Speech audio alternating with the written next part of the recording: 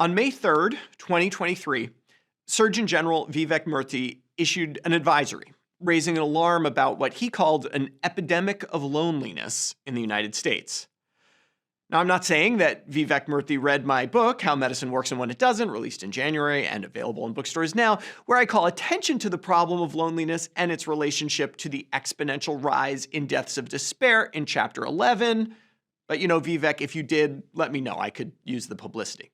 No, of course, the idea that loneliness is a public health issue is not new. But I'm glad to see it finally getting attention. At this point, studies have linked loneliness to heart disease, stroke, dementia, and premature death. And now, according to a new study, loneliness may be linked to Parkinson's disease.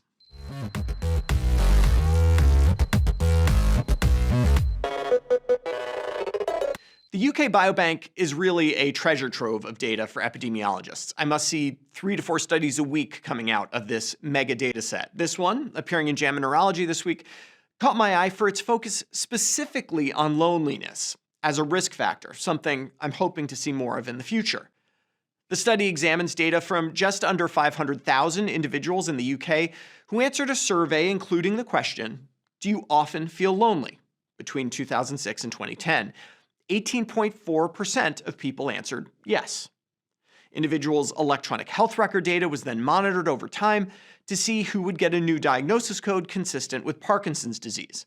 Through 2021, 2,822 people did. That's just over 0.5%.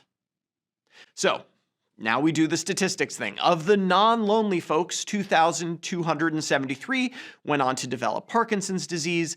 Of those that said they often feel lonely, 549 people did. Now, the raw numbers here, to be honest, aren't that compelling. Lonely people had an absolute risk of Parkinson's disease about 0.03% higher than that of non-lonely people. Put another way, you'd need to take over 3,000 lonely souls and make them not lonely to prevent one case of Parkinson's disease. Still, the costs of loneliness are not measured exclusively in Parkinson's disease, and I would argue that the real risks here come from other sources: alcohol abuse, drug abuse, and suicide.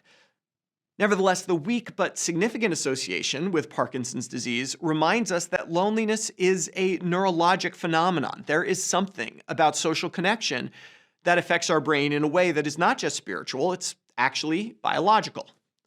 Of course, people who say they are often lonely are different in other ways from people who report not being lonely. Lonely people in this data set were younger, more likely to be female, less likely to have a college degree, in worse physical health, and engaged in more high-risk health behaviors like smoking. The authors adjusted for all of these factors and found that on the relative scale, lonely people were still about 20 to 30% more likely to develop Parkinson's disease. So, what do we do about this? There's no pill for loneliness, and God help us if there ever is. Recognizing the problem is a good start, but there are some policy things we can do to reduce loneliness. We can invest in public spaces that bring people together: parks, museums, libraries, public transportation.